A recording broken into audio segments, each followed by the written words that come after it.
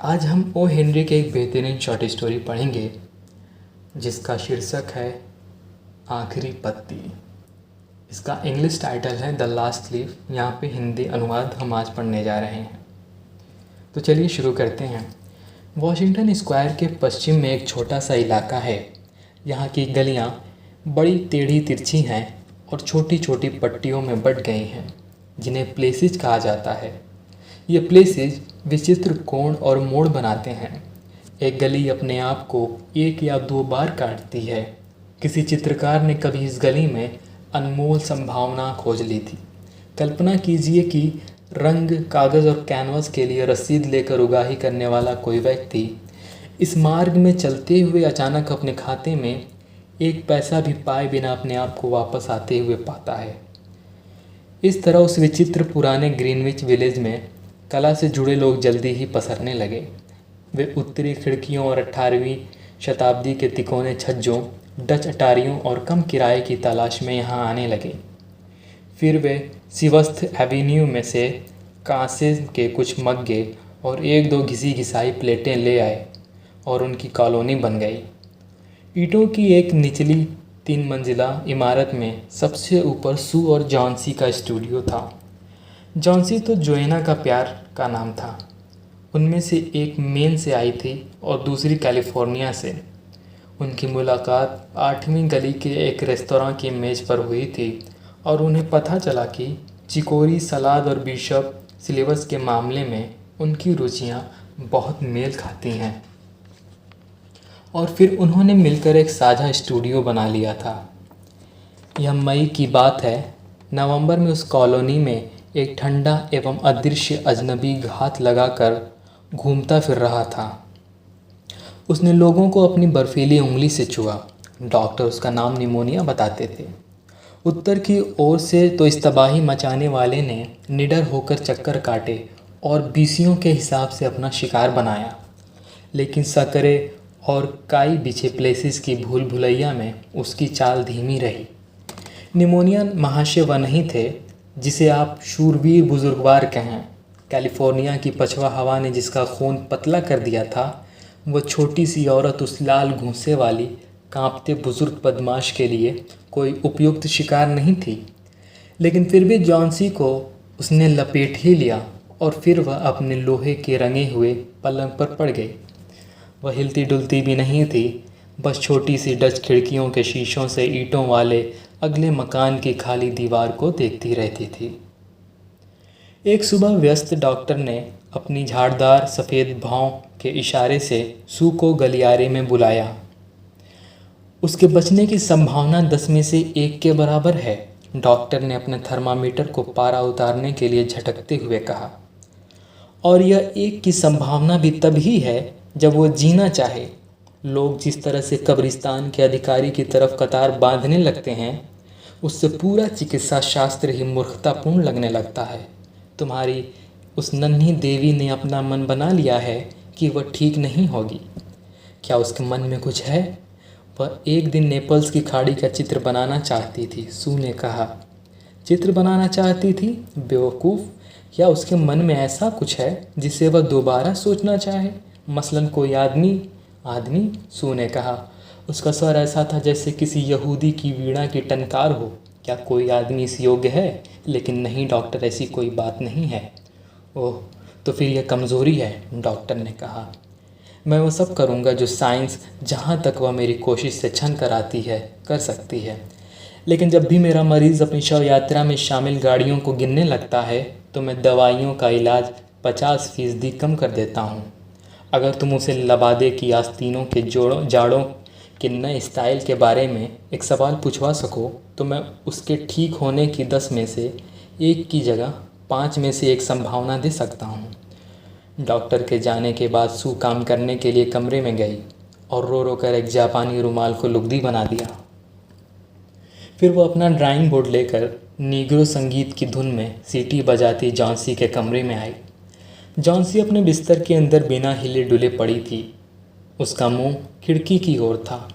सू ने यह सोचकर सीटी बजानी बंद कर दी कि वह सो रही है उसने अपना बोर्ड लगाया और एक कहानी के लिए कलम और स्याही से रेखांकन बनाने लगी। युवा चित्रकारों को कला की ओर अपना मार्ग प्रशस्त करने के लिए उन पत्रिकाओं की कहानियों के लिए तस्वीरें बनानी होती हैं जिन्हें साहित्य की ओर अपने मार्ग प्रशस्त करने के लिए युवा लेखक लिखते हैं। जब सू अपने नायक आइडहो के काउबॉय की आकृति पर शानदार घुड़सवारी की पतलून और एक शीशे वाला चश्मा बना रही थी तो उसने एक धीमी आवाज़ सुनी जो कई बार आई। वह जल्दी से पलंग के पास गई।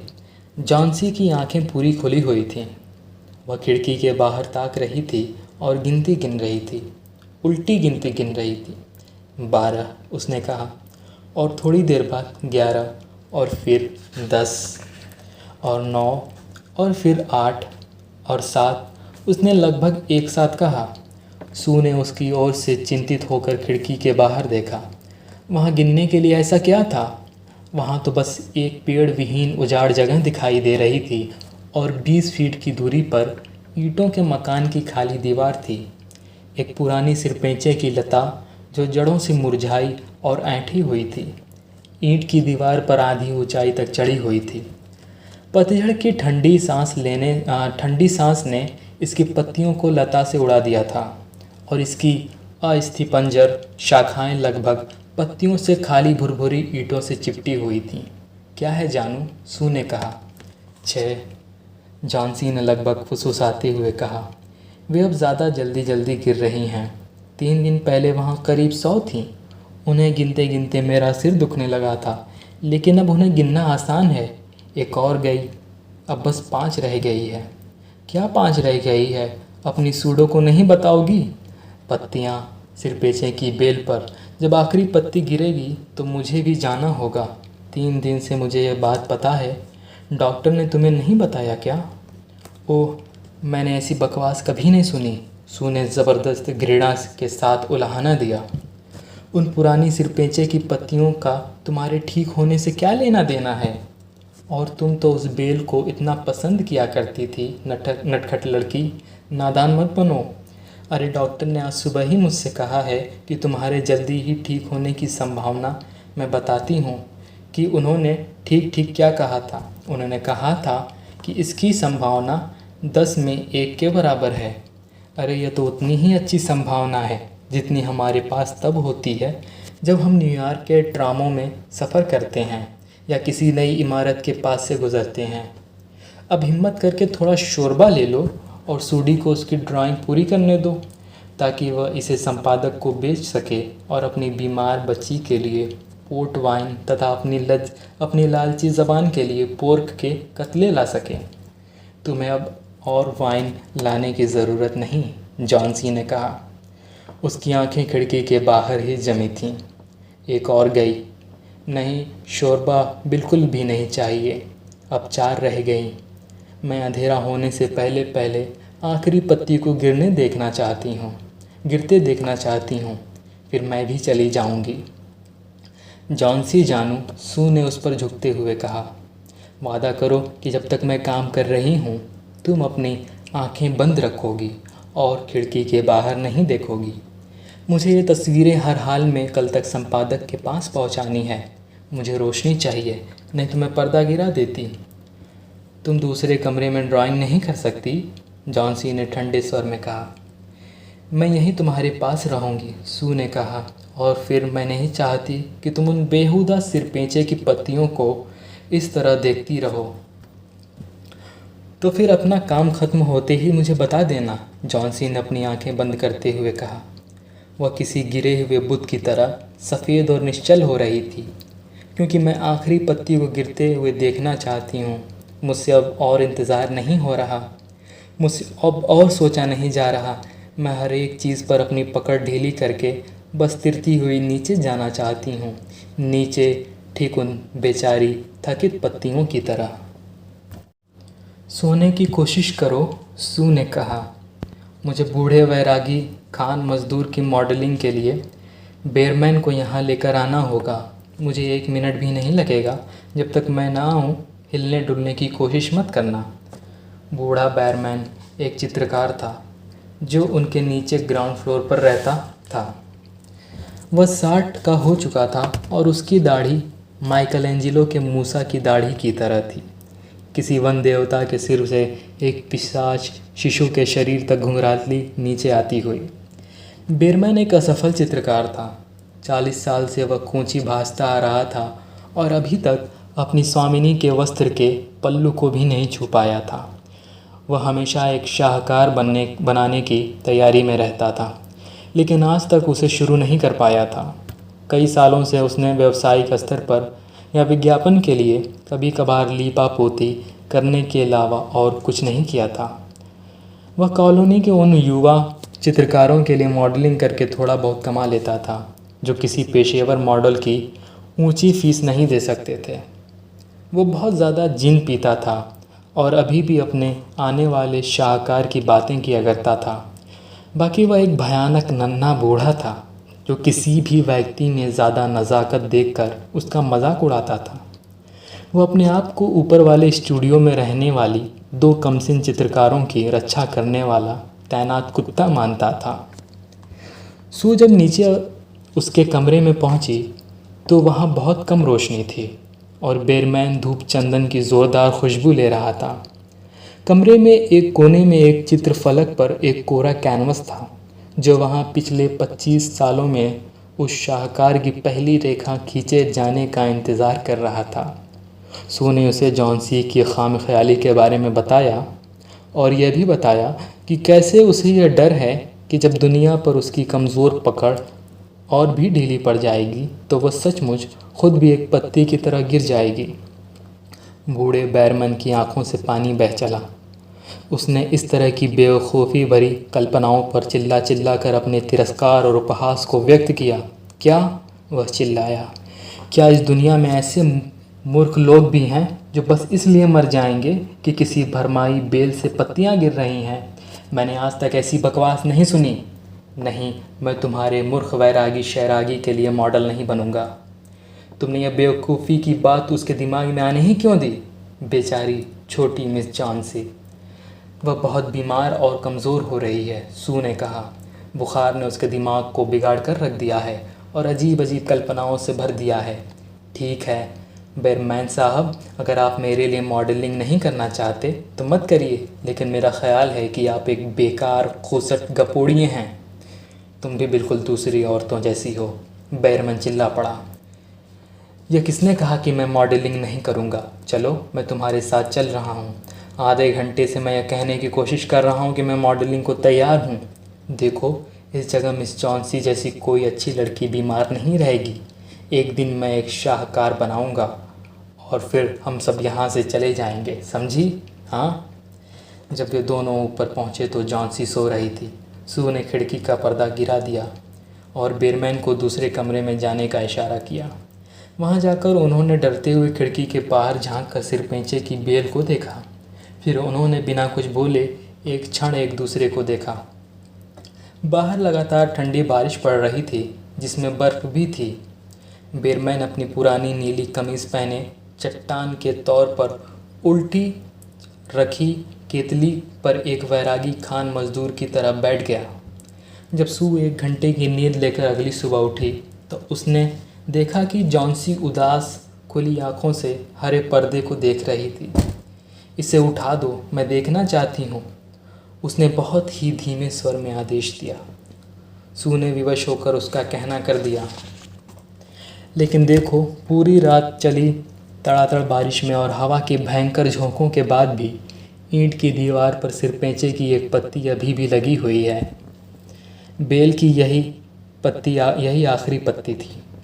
अपने डंठल के पास यह अभी भी गहरी हरी थी, लेकिन मौसम के थपेड़ों से इसके किनारे कट-फट गए थे और वहाँ यह पीली पड़ रही थी और इसी दिशा में वह ज़मीन से कोई 20 फीट ऊपर एक शाखा से बहादुरी से लटकी हुई थी। यह आखिरी पत्ती है, जॉन्सी बोली।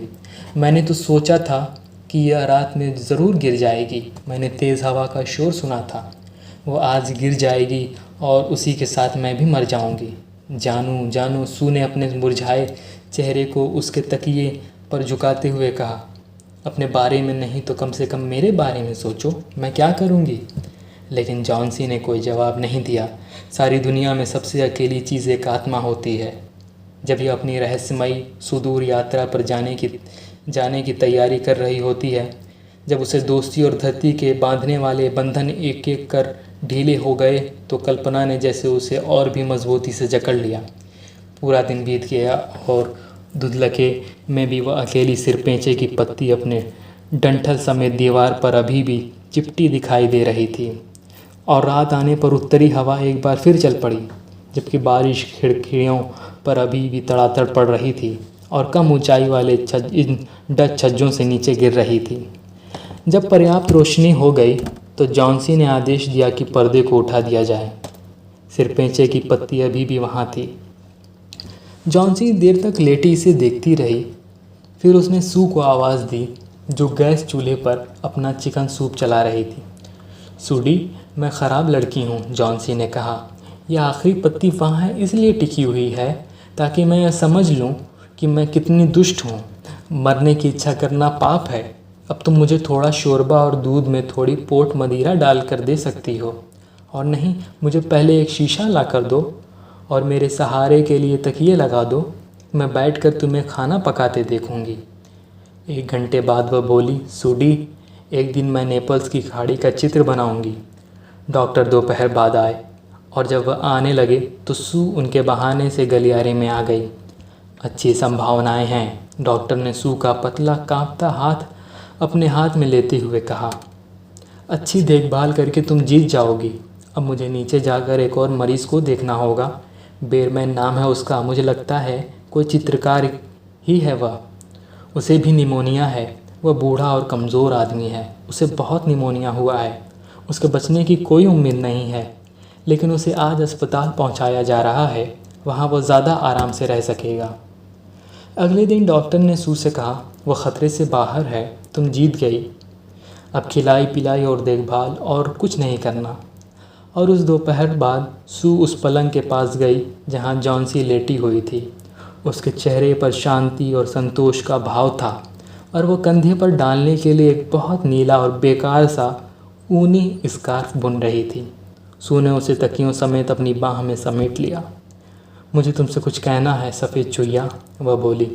बेरमैन महाशय आज अस्पताल में निमोनिया से मर गए। वह बस 2 दिन बीमार रहे।